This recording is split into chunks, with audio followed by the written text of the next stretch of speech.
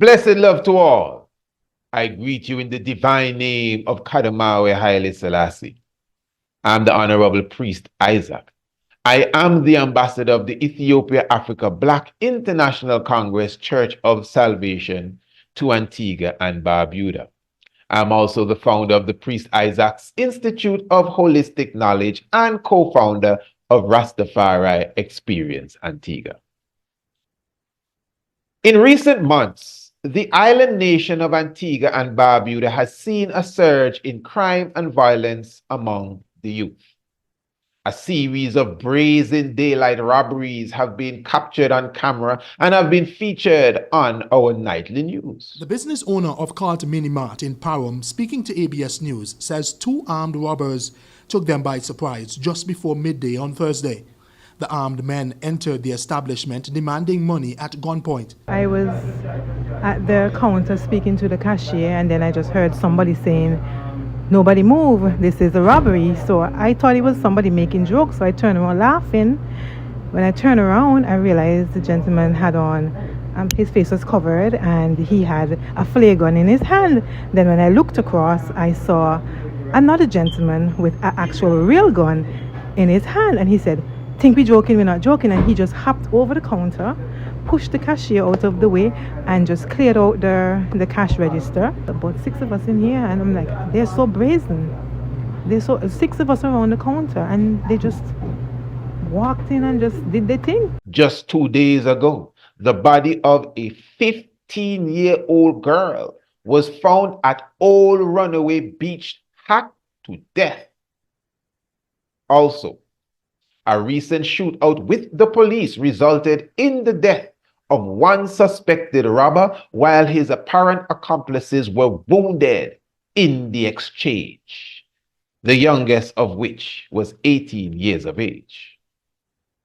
The recently concluded carnival activities ended in mayhem as one man was fatally gunned down while his son, who was wounded with him, succumbed to his injuries 7 days after. It was less than a week ago that the body of a young man was found behind the stadium, riddled with bullets, laying in a pool of blood. Crime, violence, and murder are not new to our society, but the uptick and surge, especially amongst the youth, must be addressed.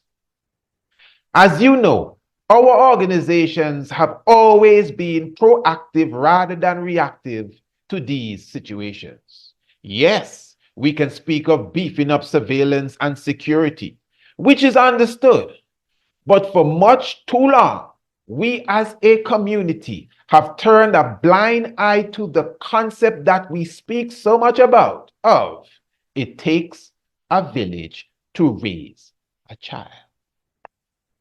Marcus Messiah Garvey, whose birthday we are celebrating, taught us that a people without knowledge of self is like a tree without roots. And because the education system that we have inherited from our colonializers does not address the knowledge of who we are now a society of trees without roots, a society and people void of their true history, void of their true culture, and even the moral principles that are enshrined in our journey. Whether it's national, Caribbean, or African, we have been kept away from the mirror of true education, which will obviously return to us a reflection of who we really are. This is why 12 years ago we launched the Priest Isaac's African History Month essay competition to encourage youths in the research of their history and heritage. Our international homeschool programs plus our astronomy courses have inspired many young minds internationally to keep rising to the top.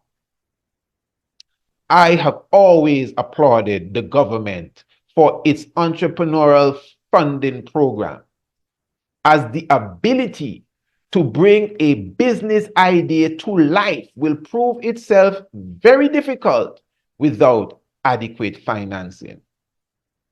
I have personally had the privilege to be a part of the Youth Lead program organized by one France de Freitas, a program designed to engage youth, teach them life skills, and prepare them for the future. My training as a scout and a venture scout under the leadership of Scoutmaster Theodore George has guided me up to this very day. My main point, as a society, in a nation that is less than 200 square miles and no more than 150,000 people, we can create long-lasting programs that will assure us of a brighter future for the youths to come. I myself have created a document entitled Preserving the Generations to Come.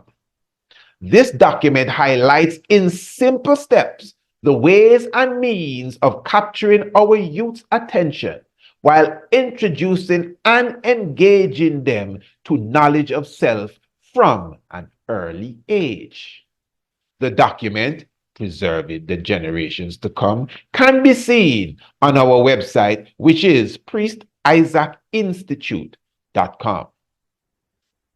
In conclusion, we of the Rastafari nation are willing and ready to assist our society and the nation's government with any structural program that is geared at edifying and inspiring the youth. We have already fostered wonderful relationships with several schools, relationships that we have nurtured over the years. But it has always been my personal wish to have a closer working relationship with the Ministry of Education itself. My people, love is the answer. We need to go deep into our heart space, all of us, for the sake of the teenagers, all of us, for the sake of the toddlers, all of us, for the sake of the unborn.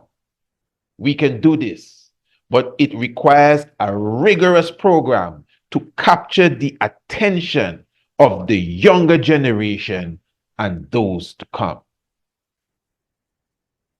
Royal family, I give thanks for your patient listening and attention, and I will leave you with 7 words of love. God is love. Let us all love. King Selassie, Jah Rastafari, blessed.